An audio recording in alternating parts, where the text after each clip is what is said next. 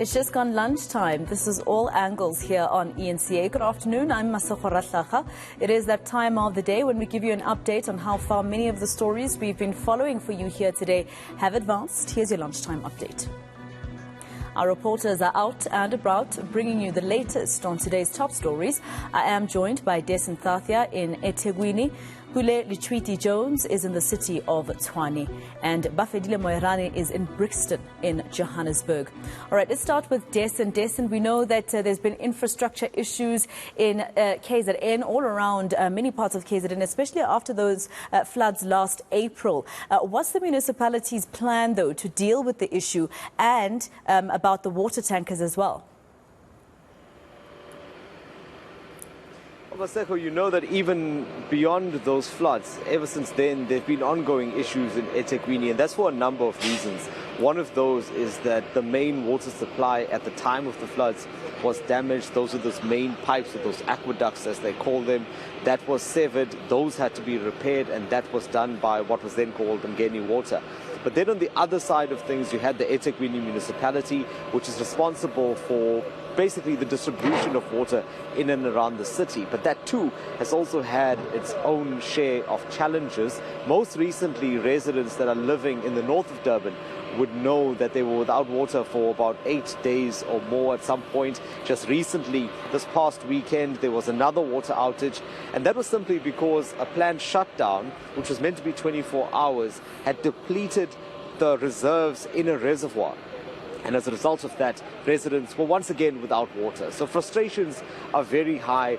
And really, it's the added issue of having old infrastructure. I mean, just here where we are in an area called Greenwood Park, which is under Ward 34 in the eThekwini municipality. There is some work being done now to patch up the road next to where I'm standing. Now, although the road itself is important, but what's more crucial, and I think what's more interesting when we talk about water, is that the pipes that supply residents in this area are running underneath. And in the past, in September at least, the road had collapsed, and just with the recent rains overnight, more of that road had been damaged and taken away, which once again puts those lines at risk. So these are the ongoing issues that we're talking about. The eThekwini municipality says that it does have plans in place. It is upgrading its infrastructure. It's already commissioned new pipelines as well to assist with the flow of water. And it says, at least for now, it thinks that we are over the hill. Things are expected to get better. We had an opportunity to speak to the head of water services in eThekwini, Ednick Msweli. Let's listen to what he had to say to us. It's not an exact science, the management of these water tankers. It can be improved. For example, we will allocate water tankers to a ward from our side. And lately we even actually share the schedule with the councillors, because we've got various WhatsApp platforms. So we'll indicate which councillor is getting how many. But when the water tankers get out there, I mean, there's not much we can do when they get diverted. During the floods in April last year, we actually had our water tanker diverted at gunpoint.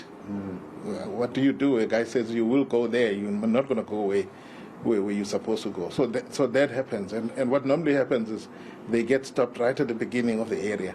So the people you'll find complaining will be the ones that are at the end. So the water tankers get stopped here. But otherwise, we've increased the fleet. You are aware that we bought 55 more. And we're going to continue evaluating that, and if we have to buy more, we'll have to.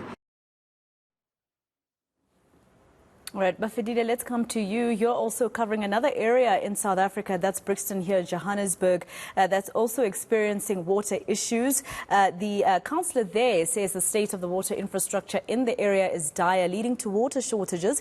Has government listened to any of their concerns? Not really, Maseko. The councillor here is saying that he's failing to get the authorities from the city of Johannesburg, in particular the MMC of Infrastructure, and also the Mayor Kabelo Gwamanda, as we saw angry and frustrated residents taking matters to the streets since this morning, having to block the road here with burning tires and other debris, including the branch of trees. They are saying that for quite some time infrastructure has actually not been maintained, hence they are subjected to the situation that is prevailing at this point in time. Residents are saying now for 8 weeks they have not had water, and this is really affecting them bad, because in most of the time the elderly people who are actually staying or residing alone in their homes, they are failing to go and carry water from the Jojo tanks that have been dispatched by the city of Johannesburg in these past 8 weeks, where they have seen the trucks having to be deployed, also being dispatched here to pour water on those particular tanks in specific areas. So the residents here are saying that enough is enough, and they are going to continue with protest until the officials descend down and also come to address their issue. They are saying all they want at this point in time, it's no negotiations, but they want water from their taps, because they do not really trust the water that are coming with the water trucks to be poured on the Jojo tanks that have been placed in the area. So we spoke to the councillor earlier on, Ricky Neer, and this is what he had to say to us. Let's listen to him. It is about infrastructure. It's infrastructure neglect over the last 25 or 30 years. We cannot continue using the same diameter of pipes supplying residents where 20 years ago you had maybe 20,000 residents in this ward. You now got over 100,000 residents using the same water pipe. They haven't increased the capacity of the pipes. They haven't replaced new valves. So whose fault is that, guys? Joburg Water, they need to take responsibility for this. And people are paying for water. It's not like we ask government is just giving everything to us for free. We are paying. And that's the other point I got to highlight on the news. How is it people got bills at the end of the month after not having water for 3 weeks, they are still getting the same bill or even more? I need answers. And please, Mr. Mayor, if you're hearing me, please come to my ward and address my people.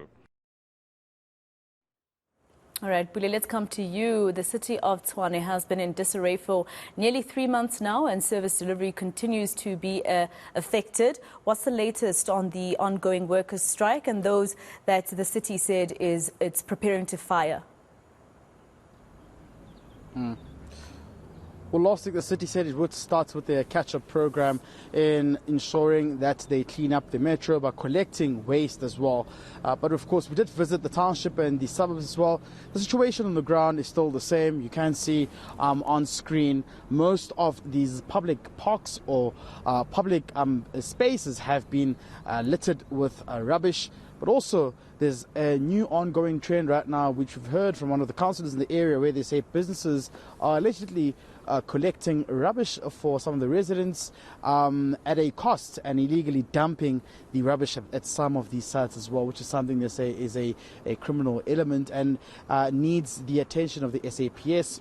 However, as far as we understand the situation of the workers represented by Imatu, the union, the Metro did say, of course, last week that it would be speaking to the union.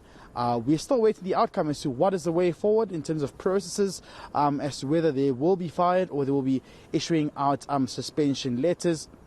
We do know that there was ongoing conversations between the city and the union as well. So that's still also quite an interesting factor we're waiting to hear from the city of Tshwane. However, residents are still complaining, just like the councillor you heard just a moment ago. They are complaining about why they're paying for bills if service delivery isn't being prioritized in the city of Tshwane, which is a factor which is quite important as well, because waste not being collected at some point as well. There was an issue of there not being water and electricity in this particular area in Sunderside where we are as well. But let's take a listen to what the councillor we spoke to earlier on had to say. Well, I do get complaints. My ward goes from Loftus to Laudium, and I do get complaints from Makalnyuk, but that's 3 kilometers away where the smoke is coming up to them and the smell of it. But imagine living next to it and the fumes and the fire is right here. We had a fire around the corner. I've shown you about half a dozen places just from where we can stand and see. But there's another 20 that I can show you. So there's a problem here. It's a culture of illegal dumping. You can see in the waste itself 1 or 2 black bags. So what the residents are doing, the community is doing, they're actually coming with their dirt from their flats and they're throwing it out on the ground, expecting the city to come and pick it up. All right, that was your ENCA lunchtime update from all angles with Pule, Letshwiti, Jones, Bafedile, Moerane and Dasen, Thathiah. Thank you very much, team. Let's leave it there for now.